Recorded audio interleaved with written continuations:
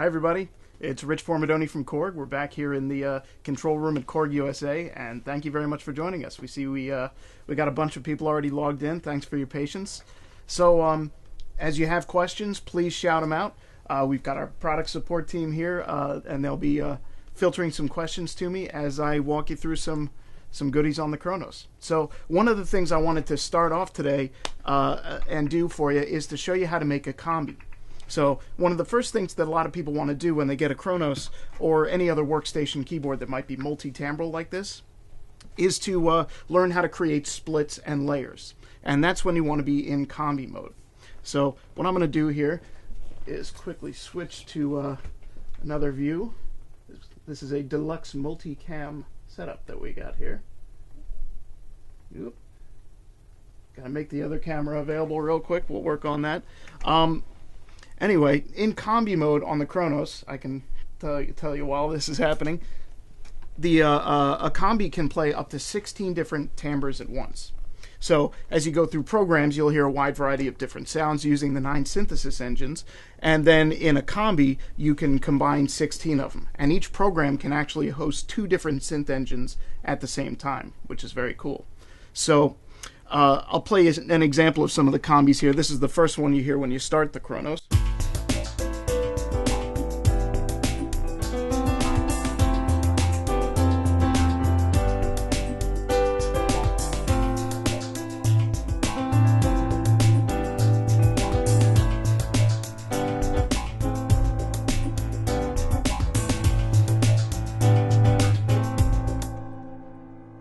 There was a lot of stuff happening there with drum tracks and Karma firing off all kinds of accompaniment.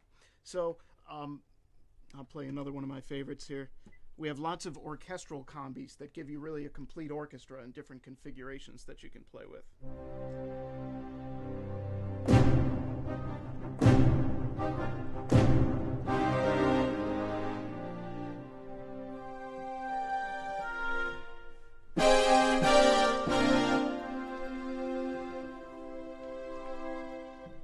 And this particular combi actually shows off something that's very cool. Not only can you split the sounds based on where they are on the keyboard, you can actually split them based on velocity.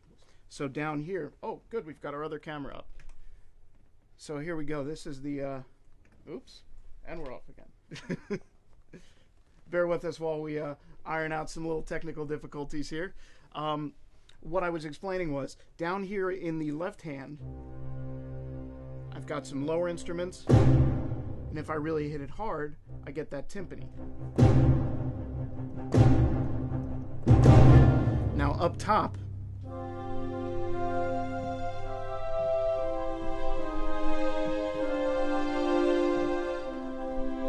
I've got some strings and woodwinds, and if I really hit it hard, I get the brass.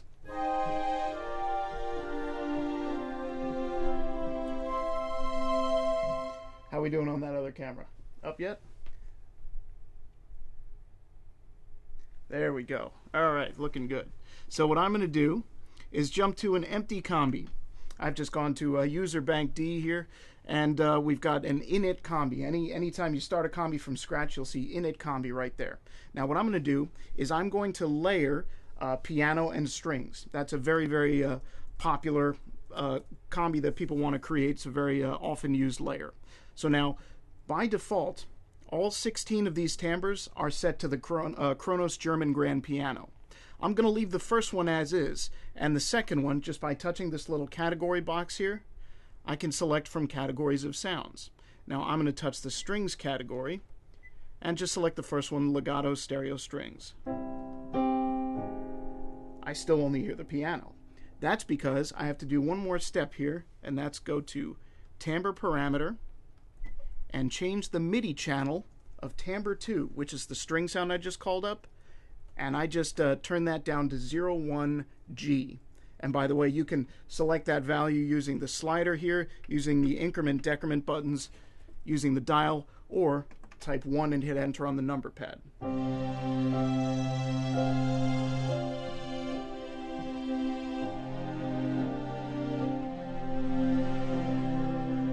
So now, let's say I want to adjust the mix a little bit.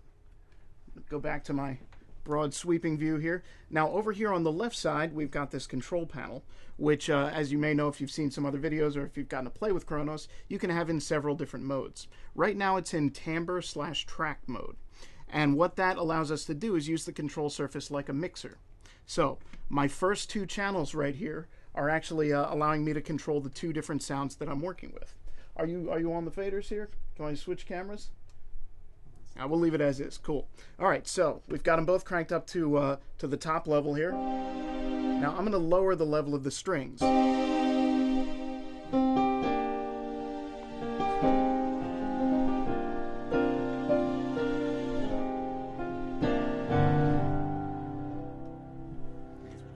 Or I could go in reverse if I want to have a stronger string sound with a little bit of percussive attack from the piano.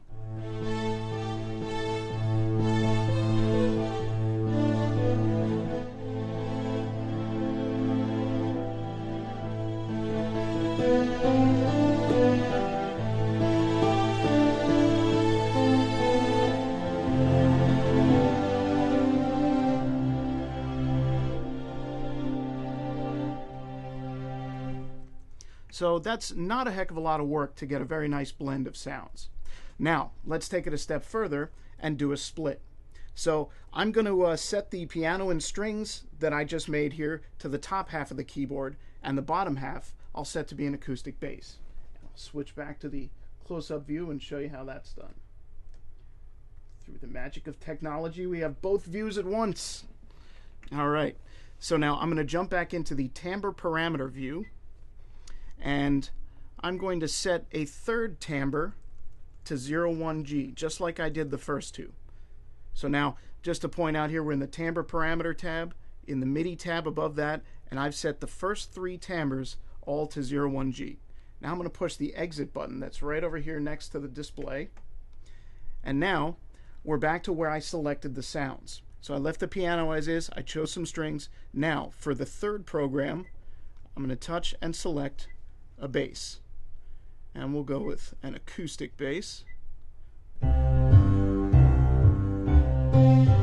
Now I have all three sounds playing at the same time all across the key bed. The next step, after I touch OK, is to set zones. There's a tab right here at the bottom that says MIDI filter/zones. So I'm going to touch that, and we'll go to keyboard zones. Now, if you can see here, each one of the each one of the timbres has 4 different parameters that I can modify. The top key, top slope, and bottom key. Right now, we're only concerned with the top key and the bottom key. So, for the first two sounds, I want to set to the top half of the keyboard as I described. All I have to change is the bottom key.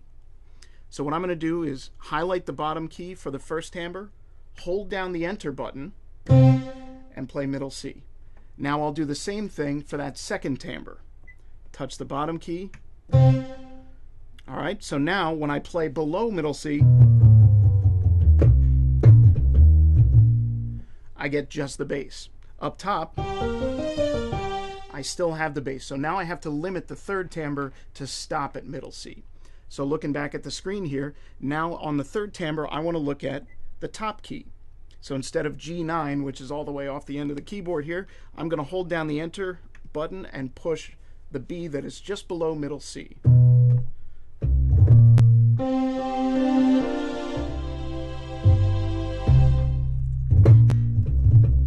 So there you have it. That's a quick and easy way to do splits and layers. So Max, any questions coming through? Not so far. All right, folks. Anytime you feel the need to ask a question, just fire it right off. We'll get to them as we can.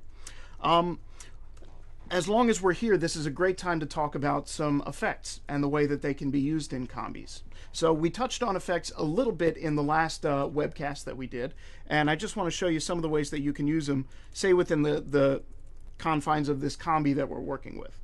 So I'm going to touch the iFX tab, and here we see our 12 insert effects. And down at the bottom, we see all 16 of the timbres that are in the combi. So let's say that I wanted to add a little bit of chorus to the strings. So I'm going to set the output of the strings, which is right there. It's currently set to left/right. I called it the output. It's actually called the bus select. And what I'm going to do is change that to IFX1. So now you can see a line coming from timbre 2 up to the first slot in the Insert Effects rack. The next thing I do is touch Insert Effects. Now here is where I can choose what the 12 effects are that go in that Insert Effects rack. So I'm going to turn the first effect on, touch the category search that's right next to that, and I'm going to go to the Chorus Flanger Phaser category.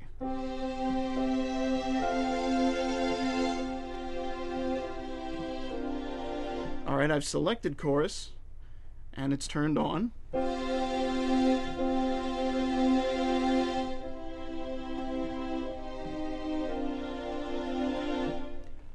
So now we've got a very subtle chorus sound coming through on the strings. Now, let's take a look at the bass. Sounds like that could benefit from a little bit of reverb. But as you may know, when you start mixing together a lot of instruments, reverb is something that you might use for a lot of them. Really, choruses too. But for this example, let's use reverb. If you're using an effect where you know you're going to reuse it on many different instruments, you can use it as a master effect. So that lets you apply varying amounts of the effect for each timbre. Now I'll show you what I mean. I'm going to jump over to the Master Effects tab. Here we see 2 stereo master effects and 2 stereo total effects. I'm going to turn on the first master effect, and right next to that little arrow I can choose a category here. Here is reverb, and we're going to go with Overb, which is a fantastic sounding reverb. And there is a return that is assigned to the master effects slot that I just selected. So I'm going to go ahead and crank that up. Now we don't hear it yet because we have to do another step. Back to the IFX tab. Now, remember these routings where I showed you how to do the bus select and select Insert Effect 1 for the strings there? Below those selections are 2 3-digit numbers. They're all set to 000 right now. Those are for Master Effects 1 and Master Effect 2. Now the first thing that I want to do is apply some reverb to the bass. So I'm going to touch the 000s for Master Effect 1 on timbre 3.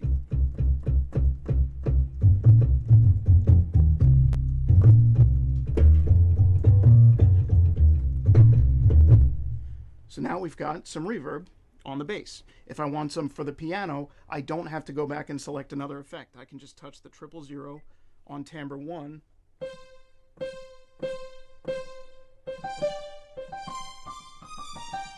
So now there's a little bit of reverb on the piano as well. Now, if you notice, the 2 000s on timbre 2 are grayed out. I can't set a master effect for timbre 2 right now. That is because we have already taken the output of timbre 2 and sent it to one of the effects. After it goes through that first effect slot, it goes out. There's an output of that effect. And what we're going to do right now is go to the IFX 1 through 12, the Insert Effects tab, and here we can see the output of the effects, and we can route it further from that point. So here's Insert Effect 1, which is the stereo chorus. That's where I've got the strings going. And if I look over to the right, I see Send 1 and Send 2. So all I have to do is touch the 000 next to Send 1.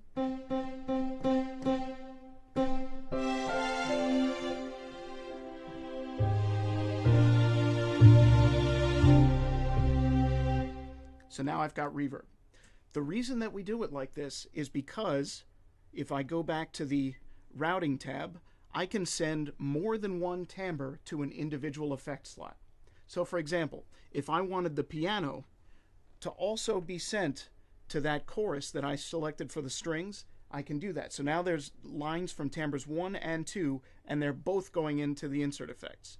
So if you think of this in a real world, a parallel to a physical application, it's like each of these 12 insert effects has a nearly unlimited number of inputs.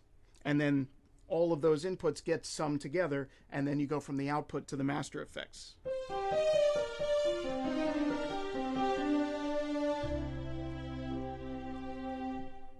So let's take a look at one of the combis that is preset within Kronos. We'll check out the one I was just playing.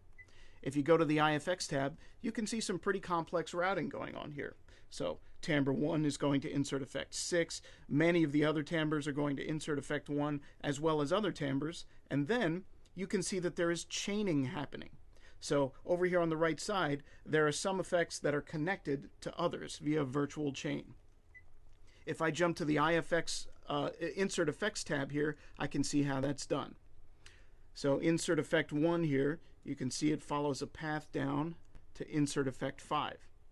So it's very much like having a really flexible patch bay full of effects that you can use for whatever purpose you want. Now, just to let you know here, the difference between master effects and total effects. As I said before, master effects operate on a send basis. So you can have varying amounts of each effect on each timbre. The total effects, however, are always on and applied to the entire sound. So that means they're very good for reacting to a room. If you've got your Kronos in a specific type of environment, you can actually have that preset. Say, for example, an EQ right here. This particular one is set to a stereo master EQ and a mastering limiter. So that could be good for tuning to a specific room or a venue where you might have your Kronos. So let me switch back here. So have we gotten any questions coming in? We have one question from India. All right. We'd like to know how many voices can be linked to one bus without getting latency or overloading the processor. Well, the answer is you will never run into that problem. Latency within the Kronos does not get affected by how many voices you pump into it. So it's very similar to an analog signal chain. The way the effects are structured, you can run as many timbres as you want without noticing any latency. Now, in terms of the processor, I don't have an exact number for you, but I'm just going to scoot back to the close-up view for just a second here. There is a perf meters tab, which I touched on very briefly in our first webcast. And you can see here, I just turned the volume down. There is a voice CPU and an effects CPU meter. So you can see exactly how much power is being used. You have to work extremely hard to peg those meters. Now, the only real way that you can do that is if you're using, basically if you're using a routing that could make sense a different way. For example, the overb that I was using is a very processor intensive effect. But it's also one that you would use as a master effect. If you had 16 overbs running at once, you'd run into a problem. But if you used it the way I just described on a master effect, then you'll have no issues whatsoever. So I hope that answered your question. Any others coming in? All right. So another thing I wanted to show you was a few basic sequencing tasks. A lot of you love to sequence in the Kronos. It's got one of the best sequencers ever to appear in a keyboard. Those of you that are familiar with the Triton, the M3, especially the Oasis, will be able to get around the Kronos sequencer with ease because the functionality is very, very similar. So let me jump back to the close-up view. All right. So this is the Play Record tab in our sequencer. Here we can see 16 different tracks. Excuse me one second. Gotta grab a drink of water. All right. So very similar to a combi, you see there are faders for each track. There's a pan control for each track. There's also play, mute, play and mute buttons here, and you can actually control those using the control surface on the left side. Anytime you see physical faders, they can be controlled by using the actual physical faders on the side of the Kronos. So, to get started, you select a sound for track 1. You do that the same way I chose timbres in combis. You touch this little category search button right here, and I'm going to go to, say, a drum kit. Touch OK. Turn the volume back up. And you can record something like that. Before I start recording, I'm going to set my record resolution. This is also known as input quantize. So here you can actually correct your timing before you even play. So I'm going to set my resolution to 16th notes and push the record right button. I'll drop the tempo down a little bit. And I did that with the tap tempo button just below the tempo knob.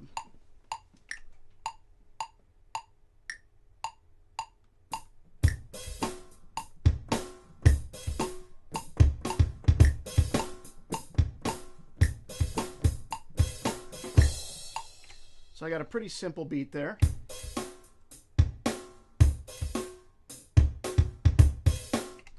All right.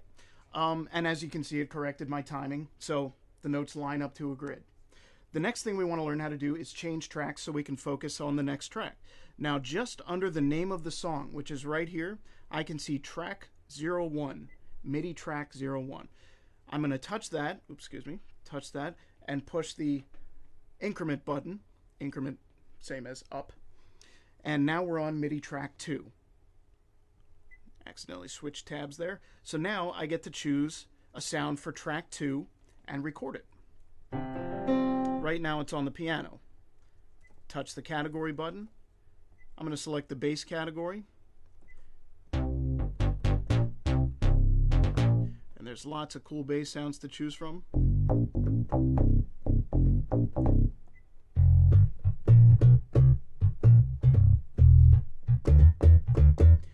That particular sound is using the STR1 physical modeling engine. It's a really, really good bass. So I'm going to keep my record resolution at 16th notes.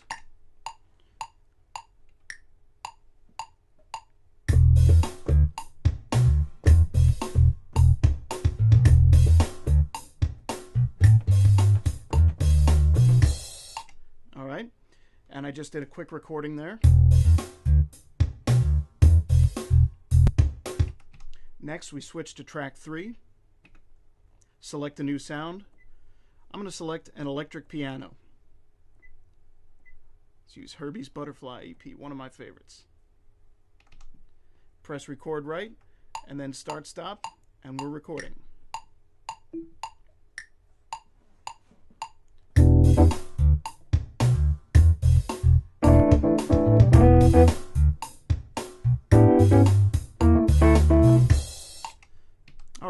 Now I left a little bit of space in there. Let's say I wanted to fill that space on the same track, but keep what I've done already. I'm going to head over to the Preferences tab, and instead of Overwrite, I'm going to switch to Overdub. So when you have Overwrite selected and you record over what you've done, it'll erase what you had previously. When you have Overdub selected, it'll allow you to record over top of what you've already got. All right, locate, record right, start stop. Got my 2-measure count in.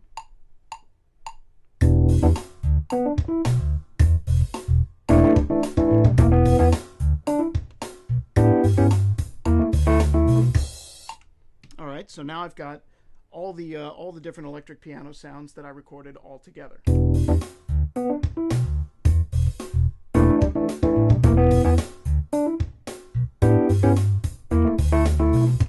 But let's say I didn't like what I just recorded and I wanted to do something different. Compare is your friend here. If you push the compare button, it undoes the last recording operation that you did. So you have the opportunity to redo it. Record right, start stop, I'm going to do something different.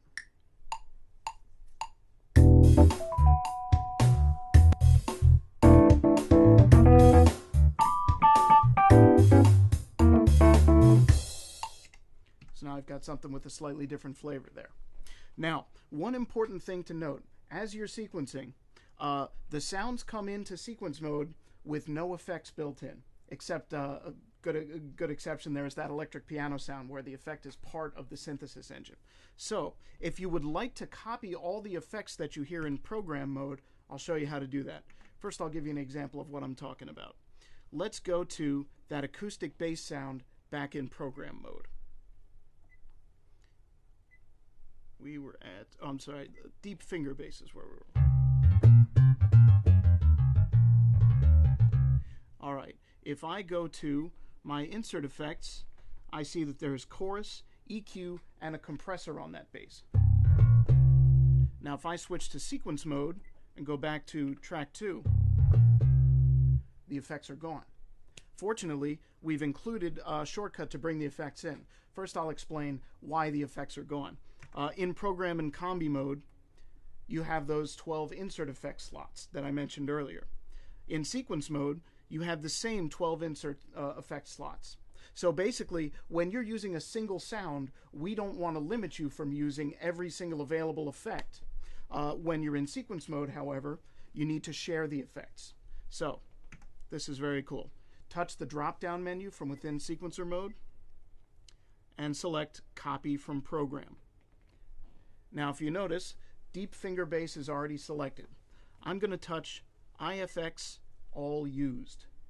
And now I'm going to touch, make sure we've got the right MIDI track selected. The bass is on track 2. And I'll touch OK. Now,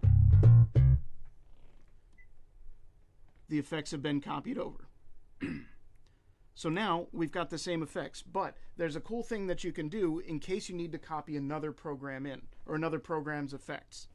You can actually append them on the list that already exists. So, for example, in the M3 and previous workstations, not including the Oasis, when you use that copy from program command more than once, it would overwrite the effects that you just brought in. But let's go to that drum kit. I believe that was the Studio Standard kit.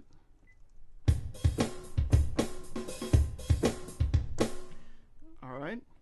Now if we go to the insert effects, we've got some more stuff there. Say we want to copy those effects in. Back to the song we go. Timbre 1, copy from program, Studio Standard kit. IFX All Used. That's the one you want. Select Timbre 1, touch OK. Now we have all the effects turned on and ready to rock. Now keep in mind, this doesn't copy the master effects. So for example, on the bass, we still have the limiter, the compressor, but the reverb was not copied over. So that's because when I chose copy from program, I didn't select the MFX or TFX. So just to let you know, we do have some great shortcuts in place that'll let you copy these effects in and make sure your sounds are exactly the way they were in program and combi mode. How we doing over there? We have a couple of questions. All right, hit me. We have Jim wanted to know if the faders will automate on screen. The faders will automate. Oh, as in, do you physically see them move on the screen? The physical faders themselves do not move, but when you are in sequencer mode and you're looking at this mixer here, yes, you will see them move on the screen as you record. Now, this brings up an interesting point. When you record fader movements, this is a great thing to be cautious of. There are a couple of best practices that can really help you out. When you're recording automation, make sure you have the track selected that you want to automate, because whatever track is selected right here, if you move all these faders, those fader movements will be recorded on that specific track that's selected. So just to help keep things orderly, that's a good thing to remember. Got another one? Yep. Mark from Belgium wants to know, is there a swing quantize option, or can you, for instance, copy velocities from another track? Yes. The swing quantize option I can definitely show you. All right, so back into sequence mode we go, track edit, and here we can see a visual representation of what we've recorded. Now everything here is already quantized, so we'll do what you said and add some swing to it. So go to the drop-down menu, and we are going to go to quantize. Now here we have some options from measure what to measure what. Let's just say measure 11. And here we can set the amount of swing. So let's say we wanted 25%. Touch OK. And it's important to note that just quantized track 2. So let's go to track 1 and repeat the procedure. Now I just selected quantize again, and it already has the values that I chose before. So 25%, switch to track 3, quantize, 25%.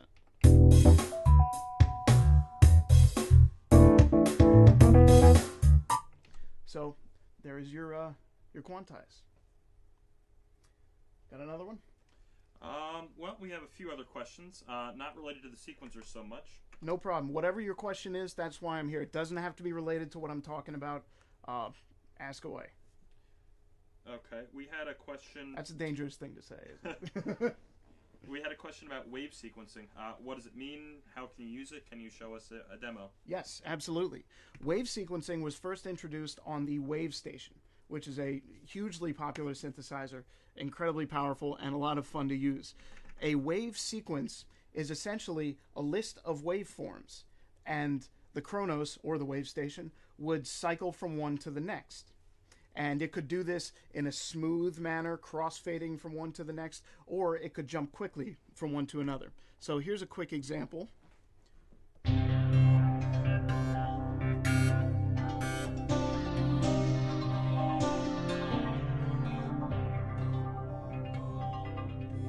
So let's jump to a couple others here. In bank user A, there are a couple of really good wave sequences. And I will just scroll through them here.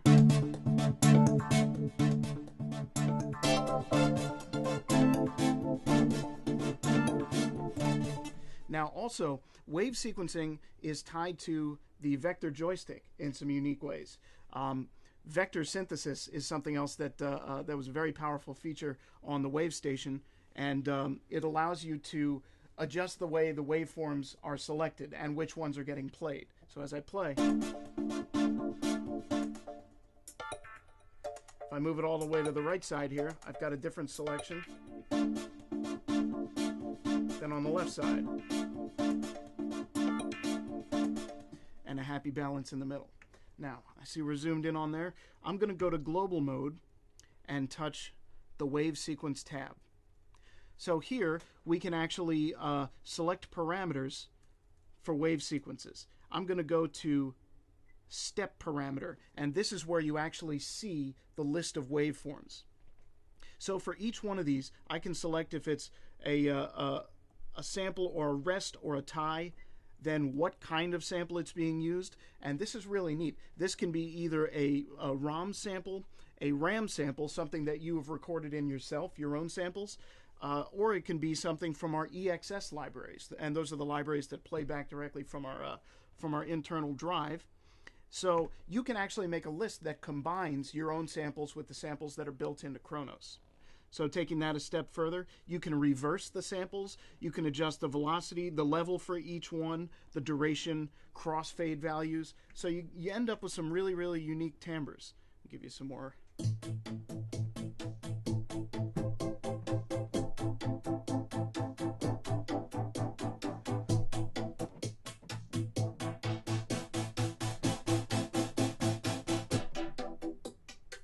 So these are examples of rhythmic wave sequencing.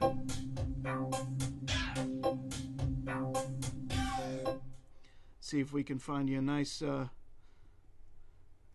smooth, evocative one.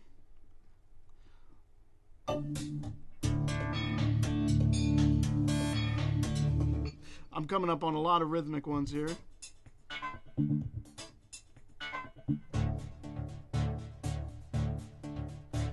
But if I go back to global mode, wave sequence, here we can select the actual sequences right from here. Orchestra band hits. There's an example of a smooth crossfade that goes from one sound to another. Belmore.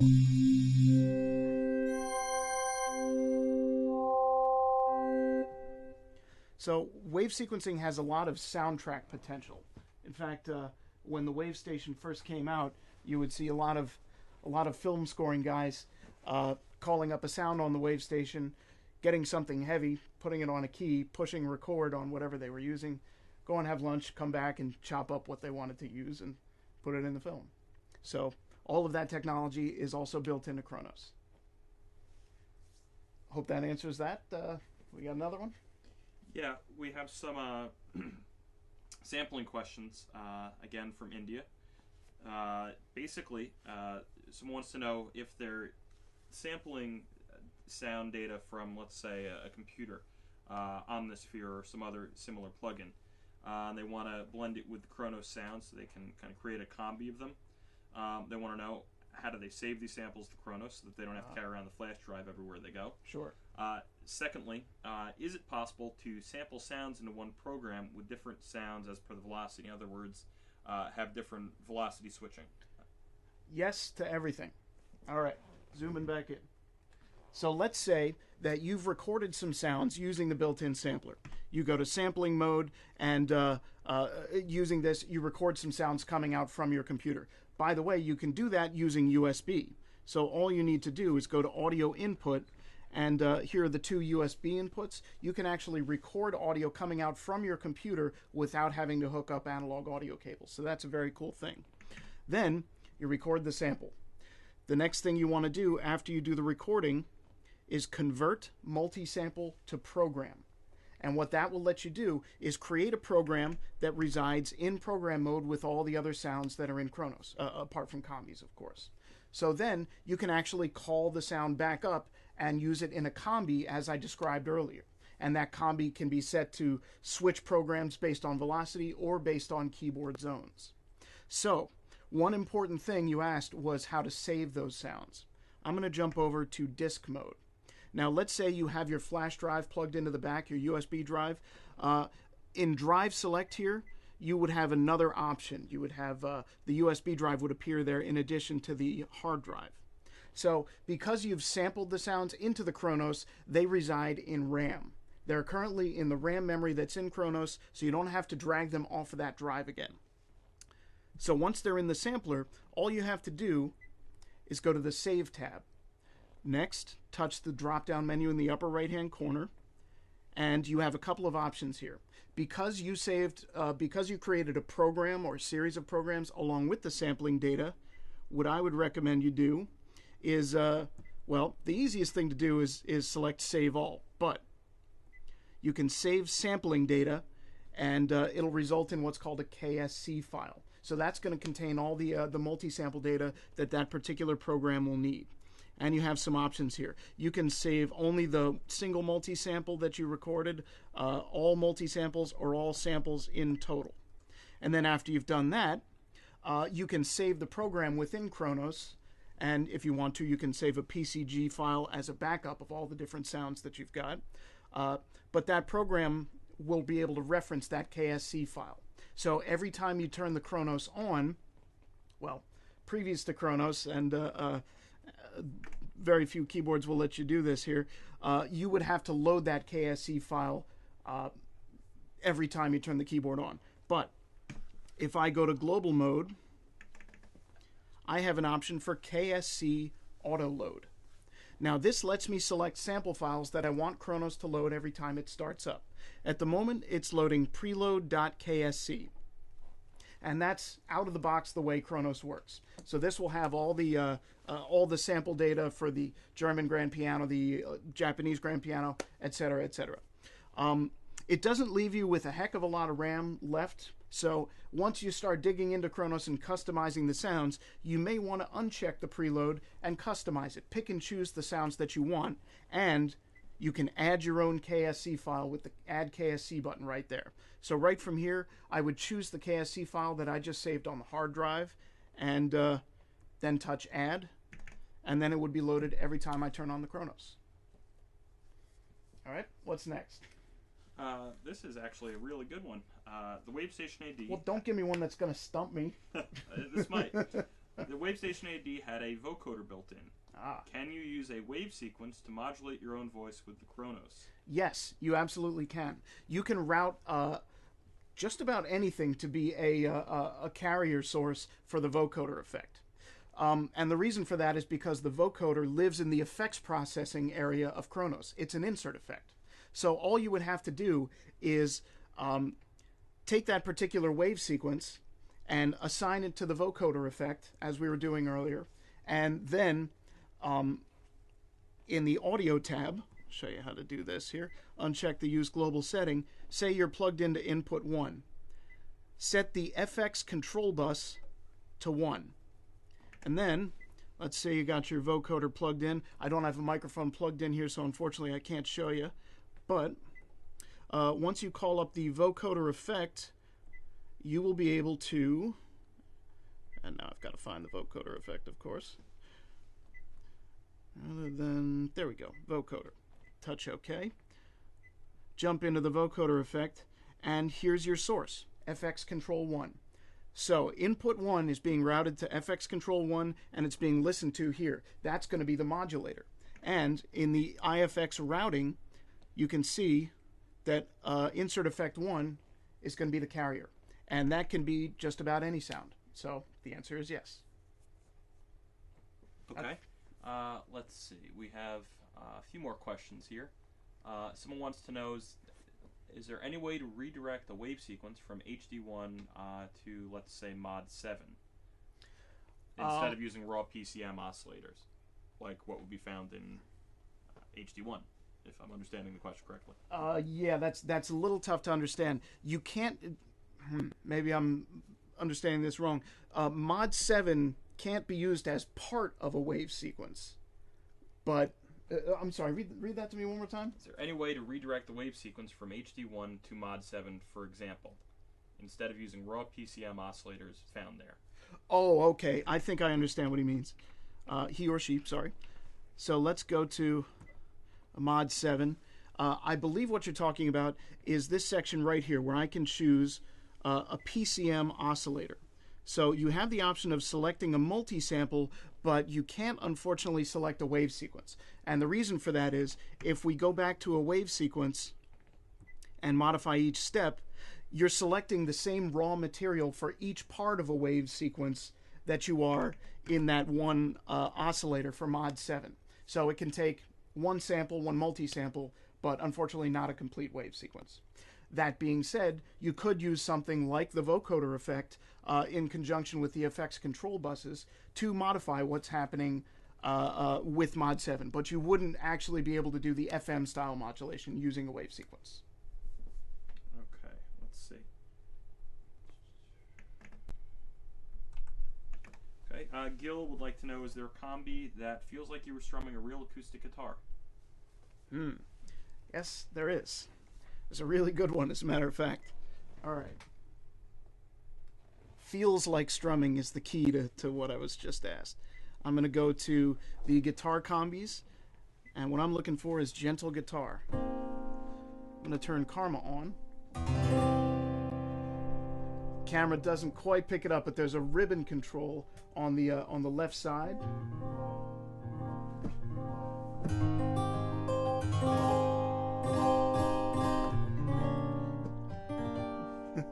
If you play the chord correctly, strum on the ribbon, and here, let me jump over to our...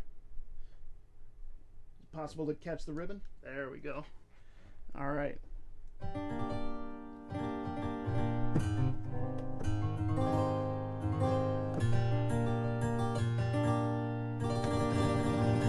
So yes, you can definitely strum. There's another way to accomplish this, and I'll show you what I mean. Jump back to scene 3 here. I'm going to do it using Karma. So I'm going to switch to program mode, and we'll call up, you said you'd like a steel string guitar. So I'm going to go to the guitar category and 6 steel strings. And this again is using the STR1 plucked string physical modeling engine. Now let's turn Karma on.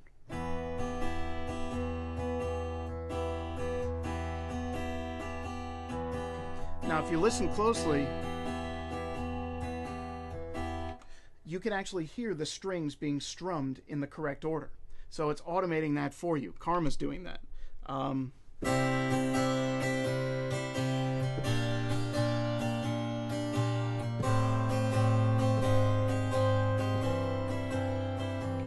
So let's say we wanted to tweak that a little bit. We don't have to do a heck of a lot to do that. I'm going to touch the control surface tab. Switch to the dual camera view here. All right, touch control surface, and now we have identified what the left side of the keyboard is doing, what the control surface is up to. So I can see that these sliders are now controlling what Karma is up to. Now I'm going to press a chord and have it hold it down. Now I can see that I have some parameters here like duration control.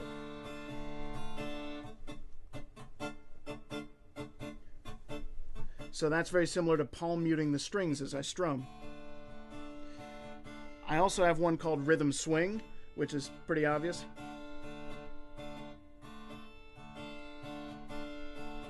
And I have one called rhythm pattern.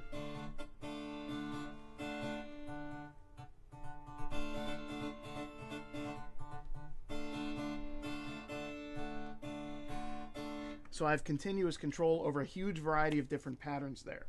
So if I also wanted to switch to a completely different kind of strumming, I can go to the Karma GE tab, touch the category right there, strum 1, 2, 3, 4. You can see there's a whole category of strums that you can pick from, each of which is pretty much infinitely variable.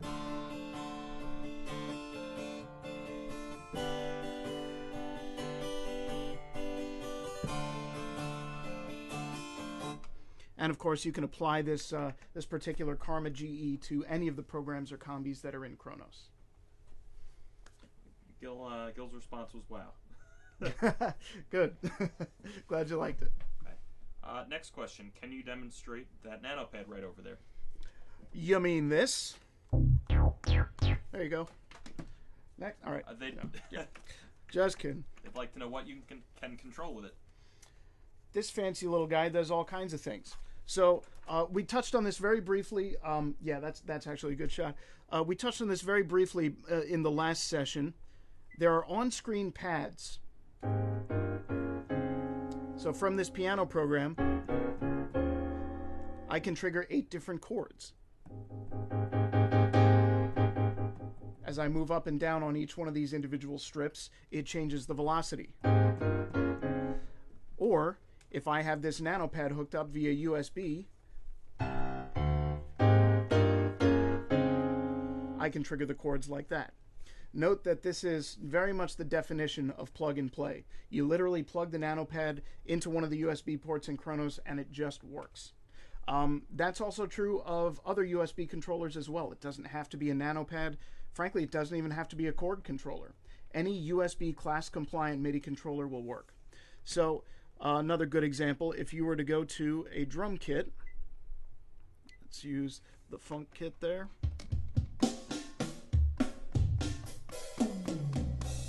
They're already mapped out: kick, snare, closed hat, hi-hat, tom, tom, tom, crash.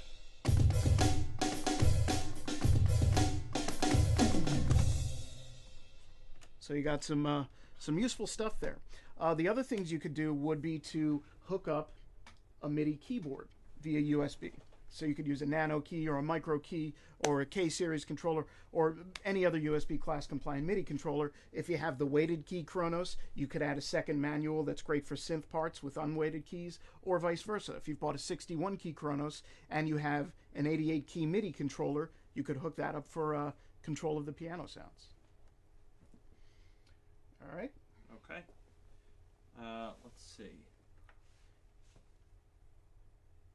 Can we use STR1 to simultaneously model several nuances on a violin? For example, playing non-vibrato, natural vibrato, pizzicato, etc. Yes. Do I have a program built in that does exactly that? Give me a moment. Let's go to my strings section. And Rich, just before you get started, after this we have a customer who would like us to cover step sequencing a little bit. Oh, sure. No problem. We do have a lot of string sounds that can take advantage of STR1 to give you those nuances.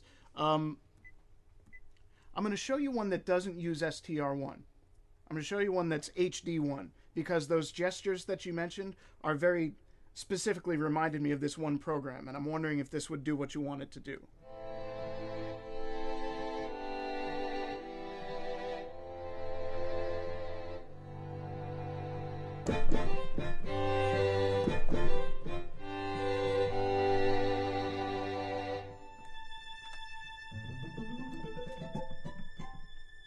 So right there I went from legato to staccato, and then by hitting switch 1,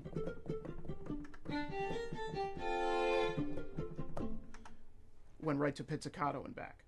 So could you do this in STR1? Yes, there are many different ways you can, especially because you can incorporate samples into the mix with STR1.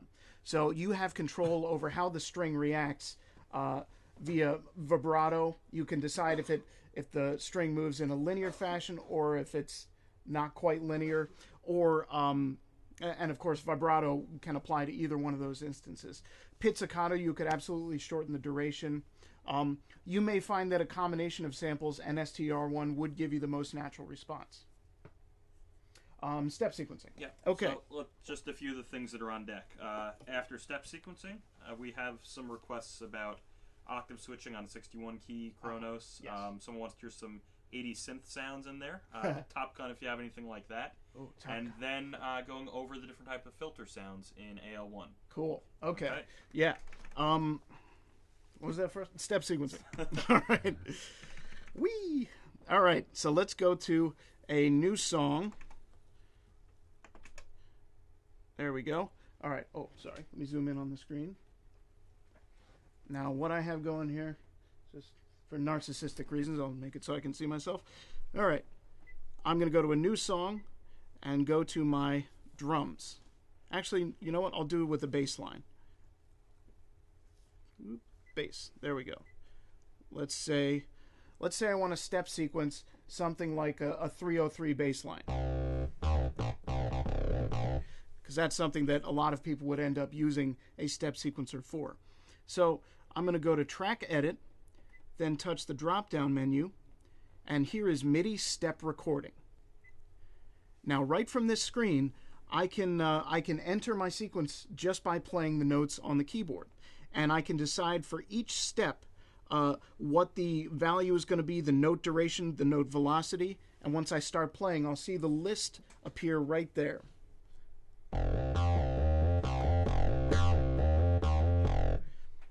All right. Touch done. All right. Let me jump back and everything all right? Yep. Okay. Sorry. I'm just going to jump right back into that mode there. Okay. What I did was I played 16th notes and it recorded quarter notes. So if I had selected 16th notes, it would have given me all the notes that I played in. You can also select rests and tie if you want either a gap between notes or if you want the notes to glide into one another. So you heard me playing some ties. They won't be recorded as part of a step sequence unless you first select tie or touch a step. Oops, sorry. Yeah, step back. There we go. Unless you decide to apply a tie to that particular step. Cranked up the tempo there. So, yeah, you can do step sequencing with any of the built-in instruments. It doesn't have to be just bass. It could be drums. It could be really anything. What was next? 80s synth sounds. 80s synth sounds. Top Gun-ish in particular. Top Gun-ish. Ooh, man, we channel Kenny Loggins, huh? I'm going to go to my fast synth sound.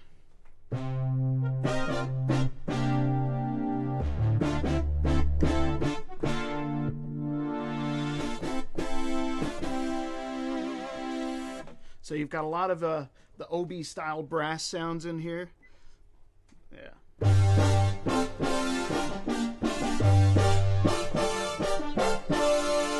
There's lots of those kind of things. And really, it's a huge variety of sounds that were very popular in the 80s. We've got a ton of them covered here. I'm just sort of going right to the brass sounds because they're very popular.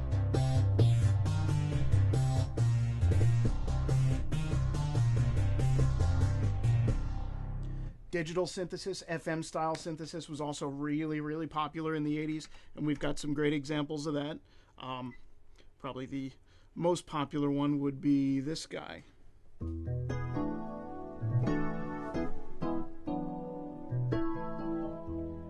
Now, the FM style stuff is coming from Mod 7. So, as a matter of fact, if you have a DX synth, you can actually load your sounds from that synth into Mod 7 and it will read them. Very cool little side feature there.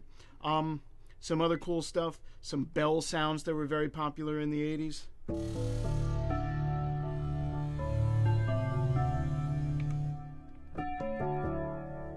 And you can modulate them.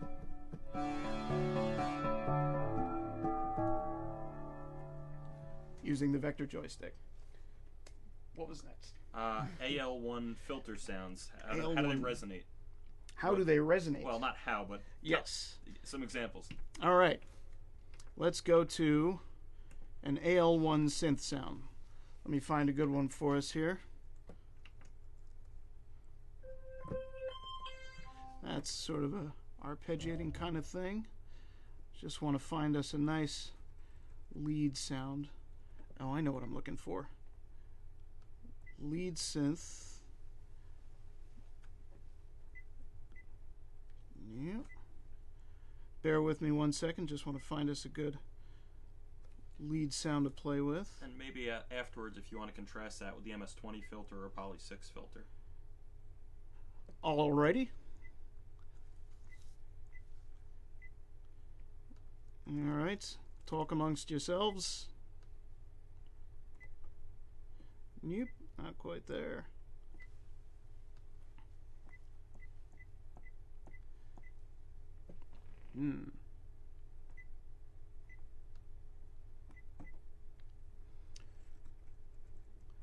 Dead air, I know. Sorry, almost there. There's one specific one that I'm spending too much time looking for. Rather than look for it.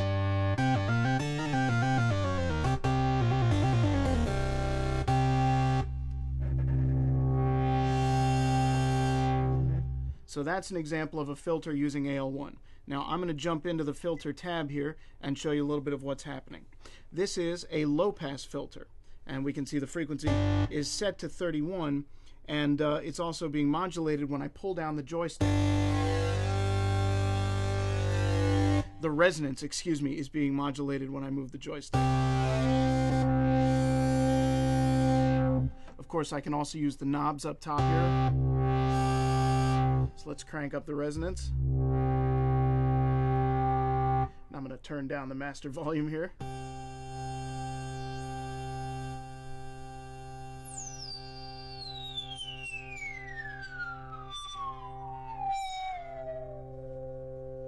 So it can get very, very aggressive. And as you can tell, there are some effects that we're running through here. We've got a tube preamp modeling, which is adding some grit to that filter sound as well. So, but you can hear it accentuating certain frequencies. And there are other things that you can do. If you don't want to do a low pass filter, you can select high pass or band pass, which I've just chosen here.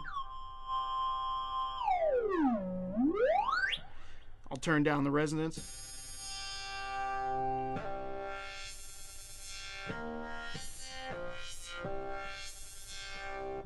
And the other cool thing about AL1 is that it actually has what's called a multi-filter. And this allows you to blend varying amounts of different filter shapes. And I'll give you a good example of that.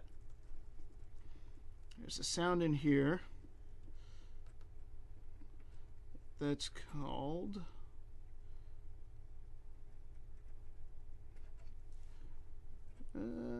almost there. It's another wonderful AL1 sound. There's obviously a lot of these, as you can tell. Oh, that would help. Technomix Control C2. All right, this is a very cool sound in AL1 because it uses the step sequencers, it uses the filters in some very cool and unique ways.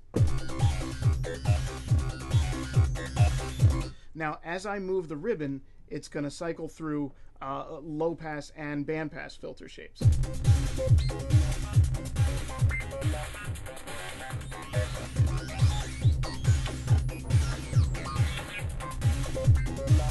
So that's a pretty neat thing there. If I jump back to the filter tab, there's a multi-filter tab where I can actually see the varying percentages of the filter shapes that are being used.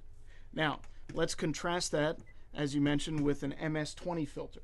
The MS-20, as you may know, has a very aggressive, almost angry sounding filter when you want it to sound angry.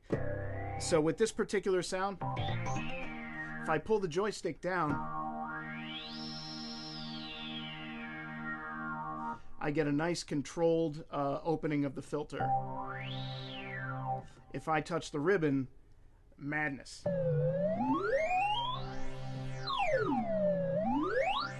Now, if I crank up the resonance,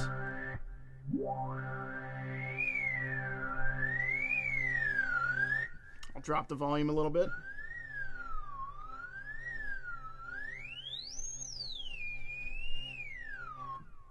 You can hear that the MS-20 filter actually self-oscillates, creates its own pitch. So there's a lot of variation between the different filters, and it's great that you have so many to choose from. All right, let's. Did I get all the ones in that last volley? That's that last salvo. I think that covers a lot of it. All right. Anything else coming in? Someone wants to know if they can convert sounds from FM7 and FM8 by native instruments. No, unfortunately, you can't do that. You can do the DX synths, but we won't be able to read FM7 or FM8 sounds. Sorry about that. Okay. Let's see. You may find that creating them from within Mod 7 is a heck of a lot of fun, though. There's a lot to do, and as a matter of fact, as long as we're on this panel here, I'll show you using this electric piano. Where did I put it? There it is. All right. This is Mod 7, and it's using the electric piano sound that we heard before.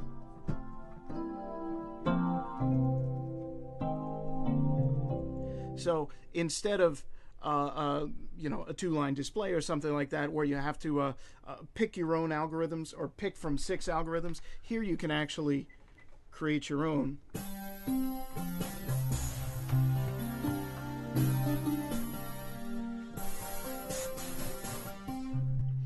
So you have lots of fun things you can do with this style of synthesis that you can't do on many others. Another thing that's really neat that you can do is add wave shaping. I don't want to get off on too much of a tangent here, but wave shaping is a big part of what makes Mod 7 so cool. So I've just enabled wave shaping, and now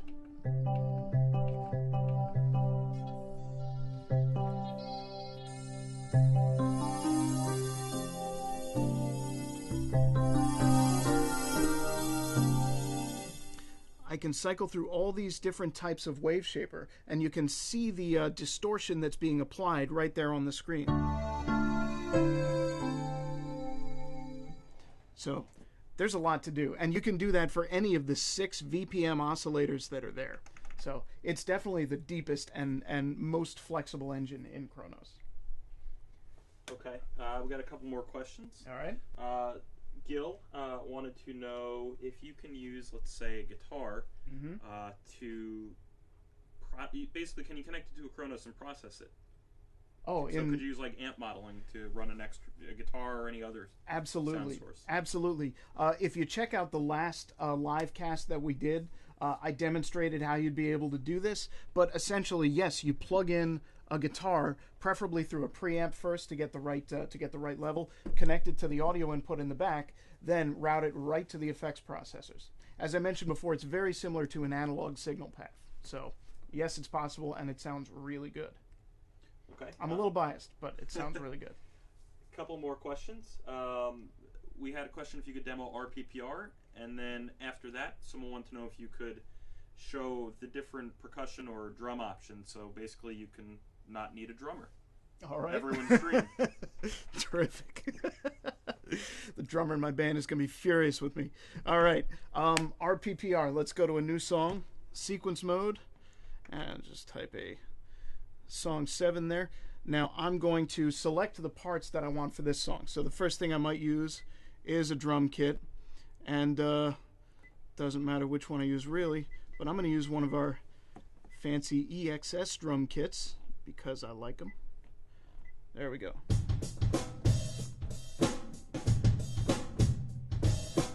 And I'm just going to record that real quick. Not that quick. Holy cow. All right.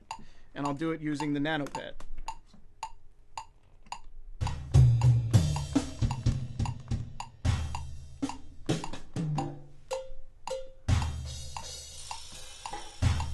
Finding my sounds here.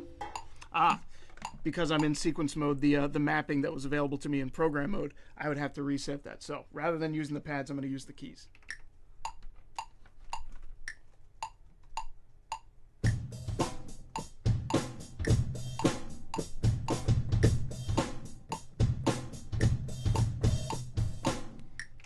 All right. So Let me go into track edit and quantize that. We'll give it a swing value there. We'll set the resolution to 16th notes and see how well we did.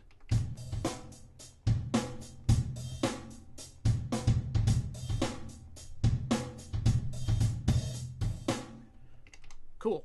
All right. Now, I'm going to switch to pattern/RPPR mode.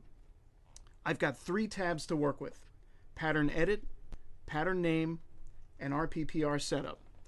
First thing I'm going to do is touch the drop-down menu and select Get from MIDI Track. Sorry, that's the second thing I'm going to do. The first thing I'm going to do is show you that we currently have selected user pattern 00. That's the first pattern. Now, drop-down menu, Get from MIDI Track. From song, I believe I'm on song 7, MIDI track 1, measure 1. All right, there's my pattern. It's looping that first measure endlessly. Now, I'm going to switch to user pattern 01, which is actually the second pattern. Now, drop-down menu, Get from MIDI track, song 7, MIDI track 1, but I'm going to do measure 4. Touch OK.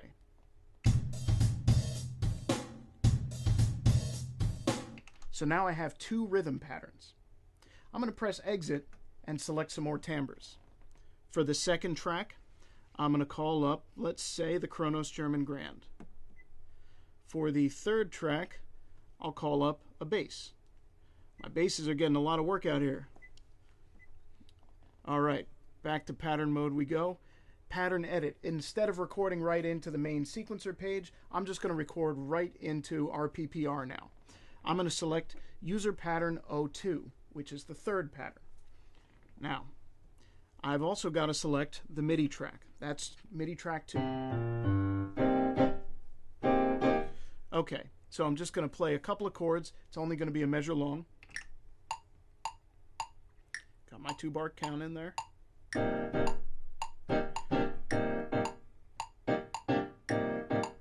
All right, let's do another pattern of piano. Pattern 3.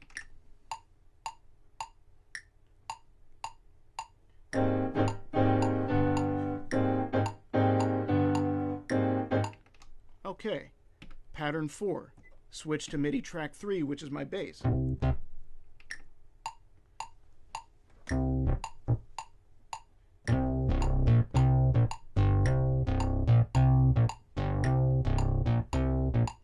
Okay, pattern 5. Also the bass.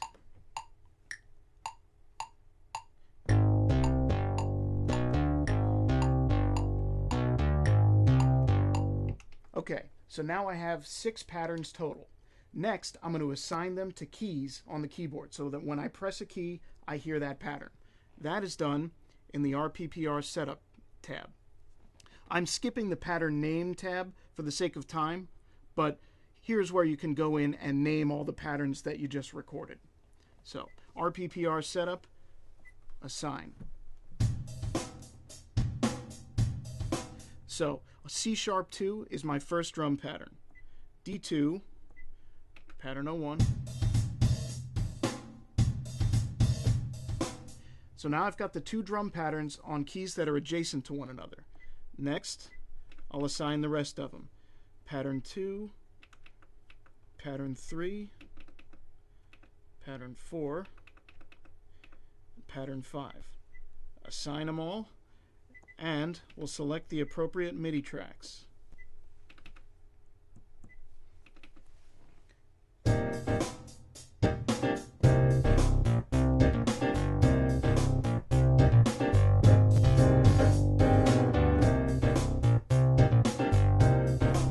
So I'm holding down 3 keys: the drums, the piano, and the bass.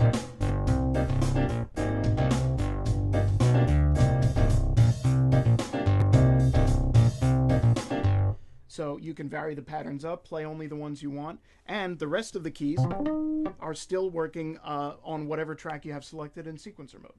So that is RPPR, or real-time pattern play and record. So next question is, how do we fire your drummer? That's great. Something coming up? Someone wanted to know if we could show off the rather rare synthesizer behind you. Aha. Nope. Here's how to yeah. What you're looking at, just real briefly here. Over there is a PS3200. PS stands for polyphonic synthesizer, and that is the ultra rare PS3300, which is essentially three PS3100s grafted together, and it's a thing of beauty. But another story to be told another time. I do want to highlight some of the drum kits since someone asked. I'm going to call up. Let's get some of the. Oh, here. This is a jazz dry and ambient drum kit, and this is one of the kits I was just using. Rather than me play it, I'm going to turn on Karma, and we can hear it do its thing. The neat thing about this particular drum kit and many other kits that are in Kronos, you can actually vary the amount of room ambience. So here we've sampled the kit using microphones, and here we actually sampled the room using a different set of mics. I have control over those on sliders on the left side of the Kronos, so I can take in and out the room mics if I want.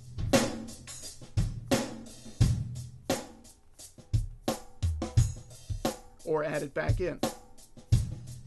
Or take the kit mics out.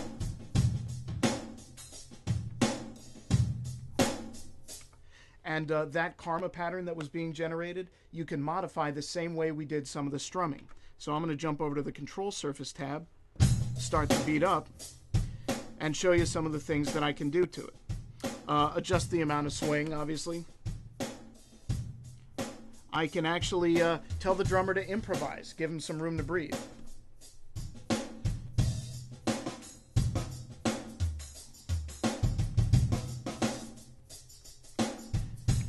Or, of course, if I want a completely different rhythm and a different meter, Karma gives me tons and tons of things to choose from. Also, one other neat thing to know. Any sound that I play in Kronos, there will be a drum track that is assigned to it.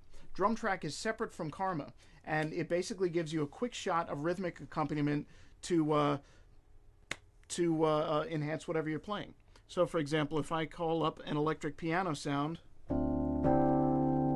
This is George Duke's electric piano. We got to customize this with him, which was great.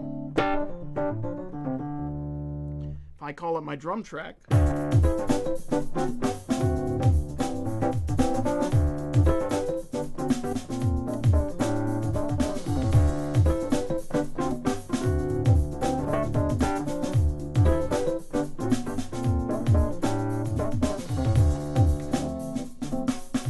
we've got a nice funky groove going there.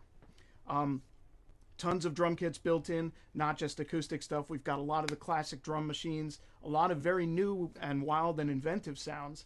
So there's really a huge vocabulary of percussion instruments to choose from, including instruments from all around the world.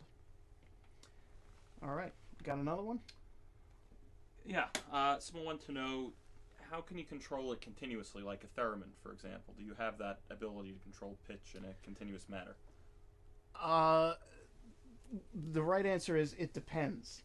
You can set some synthesizers' release value to be extremely long, and then using Karma, you could re-trigger the note so that then you could be modifying it using the controllers. There are ways to do that. Yeah. Okay. Let's see.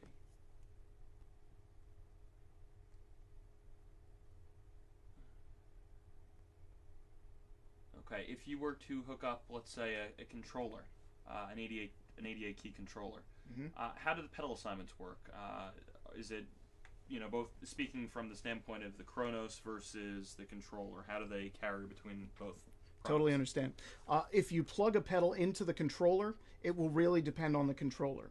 Most of them, if you're plugging it in via USB or MIDI, really, if the pedal attaches to the keyboard, it will transmit the appropriate MIDI data. I say that for most of them. It's not necessarily true for all of them. If you plug the pedal directly into the Kronos, you're guaranteed it will work. So if you're playing the piano keys, for example, on the other controller and holding down the damper pedal that's connected to the damper jack on Kronos, it will sustain. Same is true for the expression and foot switch as well. Okay. Someone wanted to know if we have a Donkomatic on the other side of the room. I wish. We do have some very cool Donkomatic sounds that you can download for the micro sampler, but no, we currently don't have a Donkomatic in the office. Okay. No current questions. I was wondering, could you maybe talk about some of the artist sounds that you guys have? Oh, yeah. They were created with the artists in question. Can you talk at all about that? Yeah, definitely. We had the great fortune of being able to sit down with some of our heroes while Kronos was being designed. So when you select a sound that is Herbie's Butterfly EP,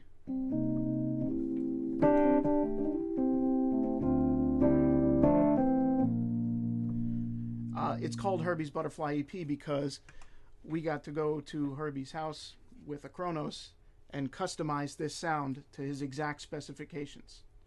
So the pedal that he selected, the settings for the vibrato and the tremolo and vibrato and the speaker cabinet settings, the way that the electric piano reacts, that's him. That's his work with us, helping to operate it and sculpt it the way he wanted it.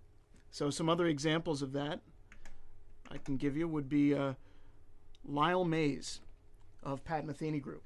It was a wonderful experience with Lyle Mays because he was very enamored with the piano sound, but also with the reverb. So he wanted to crank the reverb all the way up, knowing that not everybody would want this particular kind of piano sound, but that it would be a great addition to what's already in there. And he sat exploring this reverb.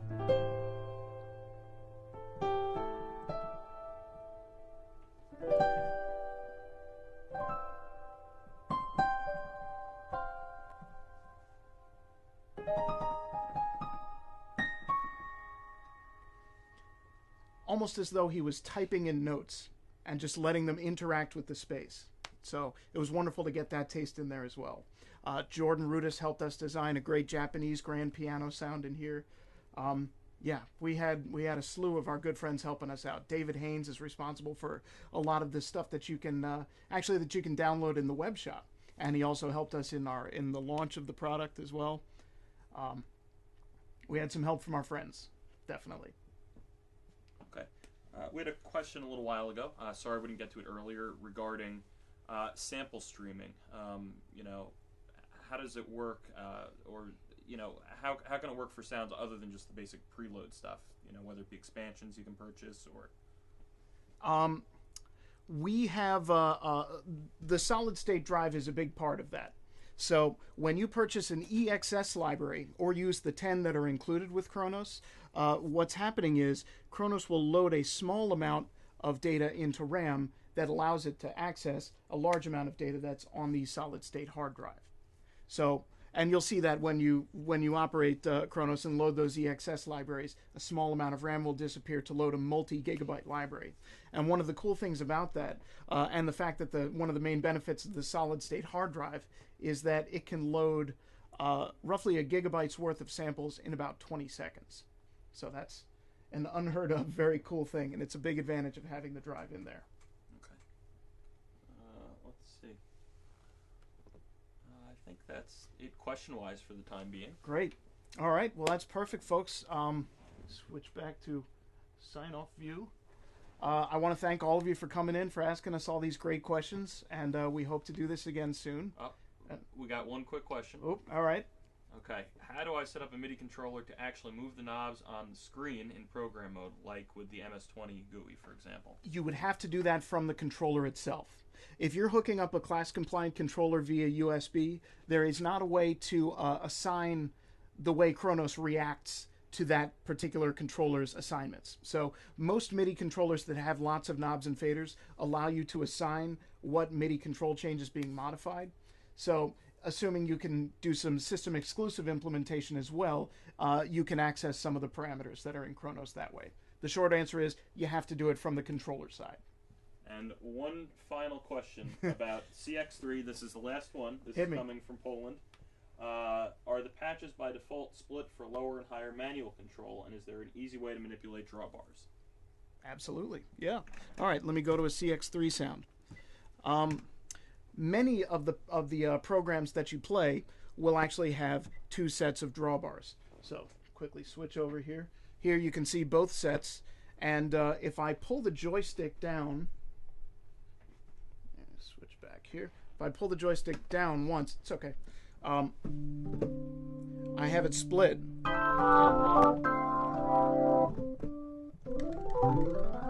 So the split happens right there at middle C. If I pull the joystick down again, it switches to full upper mode. As far as an easy way to manipulate the drawbars, they're right there on the left side. So anytime you want to manipulate the upper drawbars, that's very easy to do. With the preset, with the lower manual, I'll show you how I do it. You can assign them to the sliders if you want. You can do that in tone adjust mode, or you can just grab a slider on the screen and use the value slider right next to the display to pull the flutes in and out. All right. I hope that takes care of that. Again, thank you very much for joining us, guys. And if you'd like to see the previous live webcast, it should be available just below this video on the live stream page. And that's about it. Thanks very much for joining us. We'll see you again next time.